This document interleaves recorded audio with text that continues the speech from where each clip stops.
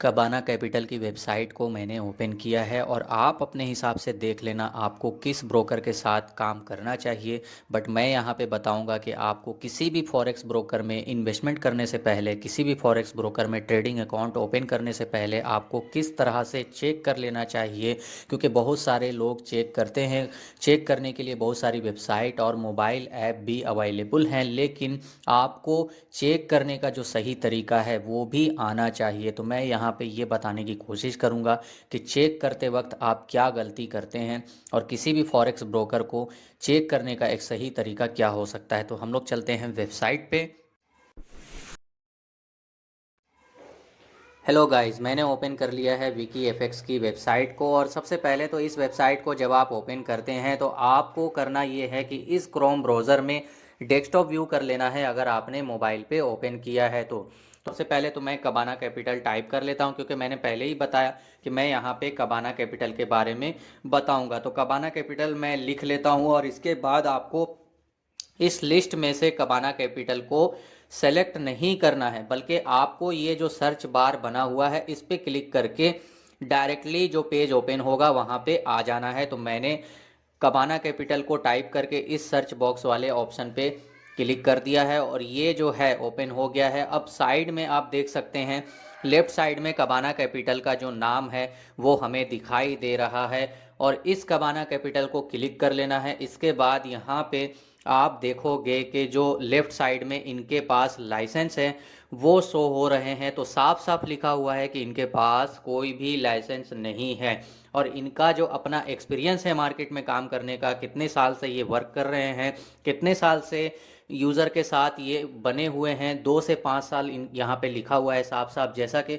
हमारे नॉलेज के हिसाब से अगर ये 2 से 5 साल से वर्क कर रहे हैं तो फिर इनके पास लाइसेंस होना ज़रूरी था। कम से कम तो एक लाइसेंस होना तो चाहिए ही, लेकिन यहाँ पे कोई भी लाइसेंस नहीं है। साफ साफ लिखा हुआ है कि इनके पास कोई भी लाइसेंस नहीं है। तो इस हिसाब से आप अपने मर्जी के मुताबिक सोच लेना कि आपको कबाना कैपिटल के साथ काम करना चाहिए या नहीं। तो अब जब लाइसेंस ही नहीं है तो बात ख़त्म हो गई है। लेकिन जब मैं यहाँ पे चेक करता हूँ अपने कुछ इंपॉर्टेंट ब्रोकर के बारे में, जैसा कि मैंने बताया है कि ओक्टा एफएक्स के साथ में मैंने काफ़ी टाइम से काम किया है, तो कुछ और भी ब्रोकर के बारे में मैं बताऊंगा। लेकिन उससे पहले आप ये जान लो कि आपको विकी एफएक्स की वेबसाइट पे जाने से काम नहीं चलेगा। आपको ये भी पता होना चाहिए कि ब्रोकर को चेक कैसे करना है। बहुत सारे लोग गलत तरीके से चेक करते हैं।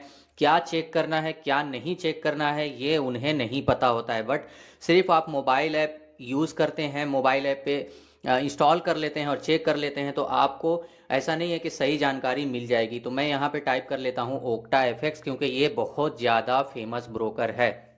अब आप ओक्टा एफएक्स जैसे ही टाइप करेंगे, ओक्टा एफएक्स का जो पेज है वो ओपन हो जाएगा। यहाँ पे क्योंकि मैंने पहले बताया कि लिस्ट में से आपको सेलेक्ट नहीं करना है, बल्कि डायरेक्ट सर्च वाले जो बटन है इसको क्लिक कर लेना है और यहाँ पे जैसे ही ओपन होगा तो आप देख सकते हो लेफ्ट साइड में कॉर्नर में ये दिखाई दे रहा है कि ओक्टा एफएक्स लिखा हुआ है। ओक्टा एफएक्स को जैसे ही आप क्लिक करेंगे तो इनके पास जो भी लाइसेंस है और ये कितने साल से वर्क कर रहे हैं आपको यहाँ पे शो हो रहा है। तो आप खुद से देख लेना, मैं कोई तारीफ नहीं कर रहा हूँ, मैं अपने हिसाब से बता रहा हूँ। आप अपने हिसाब से देख लेना आपको कहाँ पे काम करना चाहिए।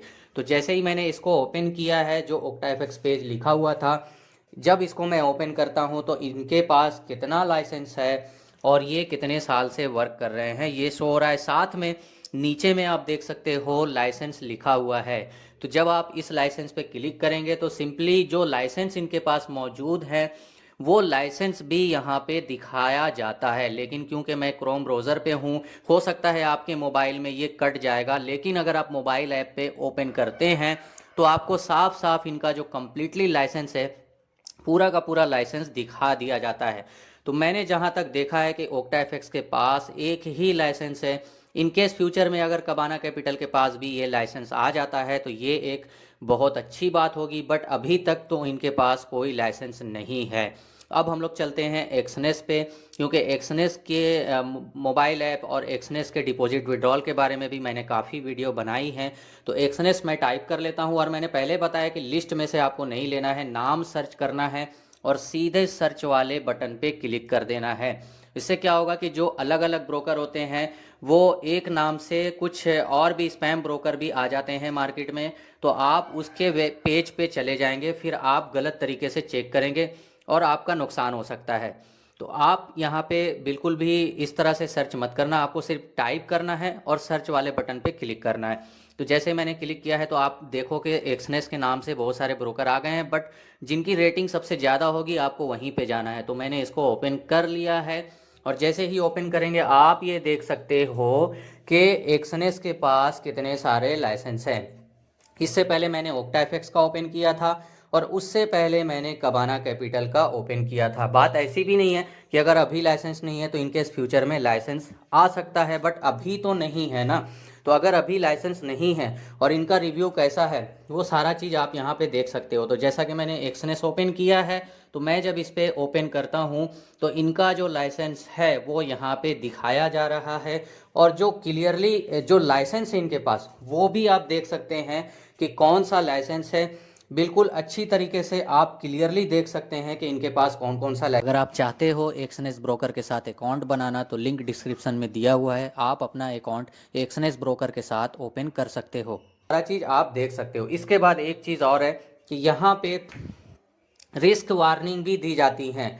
जैसे कि मैं वापस अगर ओक्टाफेक्स पे जाता हूँ तो आप ये देखो कि यहाँ पे रिस्क वार्निंग दिया हुआ है ना। तो आपको ये चीज़ें भी पता होनी चाहिए कि ये रिस्क वार्निंग किस चीज़ की है। तो जैसा कि आप देख सकते हो 2 से 3 मंथ के अंदर में इनके कितने कंप्लेन आए हैं इस वेबसाइट के द्वारा।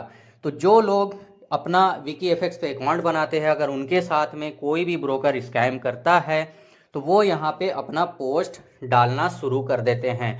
लेकिन आपको इस पोस्ट पे ध्यान देने से पहले ये सोच लेना चाहिए कि उस ब्रोकर के थ्रू कितने लोगों ने अकाउंट बनाया होगा। तो जैसा कि आपको पता है कि ओक्टाफेक्स के साथ में मेरे हिसाब से अगर मैं देखूं तो 1 लाख तो कम से कम यूज़र होंगे। तो अगर 1 लाख यूज़र ने अकाउंट बनाया है और 1 लाख यूज़र में अगर 10 या 15 लोगों ने कंप्लेन किया है या 20 लोगों ने कंप्लेन किया है, तो हो सकता है उन लोगों को ट्रेडिंग करना भी नहीं आता होगा या विड्रॉल डिपॉजिट करना नहीं आता होगा। उन्होंने पहली बार यूज़ किया होगा, किसी और मेथड से विड्रॉल किया होगा, किसी और मेथड से डिपॉजिट किया होगा। तो ये चीज़ें यहाँ पे वो लोग करते हैं और विकीएफएक्स में अकाउंट बनाने के बाद पोस्ट करने लग जाते हैं, और आपको ऐसा लगता है कि विकीएफएक्स के द्वारा रिस्क वार्निंग आ रही है तो हम इस पे काम नहीं करेंगे। तो ये जो चेक करने का तरीका है आपके लिए गलत साबित हो सकता है। आपको सिंपली जो लाइसेंस है जिस ब्रोकर में आप काम कर रहे हैं उस ब्रोकर के पास जो लाइसेंस है वो चेक कर लेना चाहिए, उनके पास कितने साल का एक्सपीरियंस है वो देख लेना चाहिए, और इसके बाद डिपॉजिट विड्रॉल में कितना कमीशन वो ले रहे हैं, साथ में डिपॉजिट विड्रॉल में वो कितना टाइम ले रहे हैं, ये सारी चीज़ आपको देख लेनी चाहिए। अब मैं अपने हिसाब से एक रिव्यू दे रहा हूँ कि मुझे कौन सा ब्रोकर अच्छा लगा। तो अभी तक जैसा कि मैं जानता हूँ कि बहुत सारे ब्रोकर हैं जो वर्ल्ड वाइड काम कर रहे हैं, लेकिन इंडिया के हिसाब से ये देखना ज़रूरी होता है कि डिपॉजिट विड्रॉल आप कितनी आसानी से कर पा रहे हैं। वैसे तो बहुत सारे ऐसे भी ब्रोकर हैं जहाँ पे आप मास्टर कार्ड से डिपॉजिट करेंगे और वो डिपॉजिट ले लेते हैं, लेकिन मास्टर कार्ड से डिपॉजिट करना सेफ़ नहीं होता है। जिस ब्रोकर में आईएनआर का ऑप्शन अगर है डिपॉजिट विड्रॉल का और वो फास्ट डिपॉजिट विड्रॉल दे रहे हैं, साथ में उनके पास अच्छा लाइसेंस है, उस ब्रोकर के साथ आपको काम करना चाहिए। तो इस वीडियो को पूरा कंप्लीट देखने के बाद आप ये डिसाइड करना कि आपको किस ब्रोकर के साथ काम करना चाहिए अकॉर्डिंग टू लाइसेंस, और डिपॉजिट विड्रॉल का जो फीस वगैरह है या फिर जो स्पीड है डिपॉजिट विड्रॉल की वो कैसी है, आप उस हिसाब से हमें कमेंट बॉक्स में कमेंट करके बताना कि आपको किस ब्रोकर के साथ काम करना चाहिए इस वीडियो को देखने के बाद।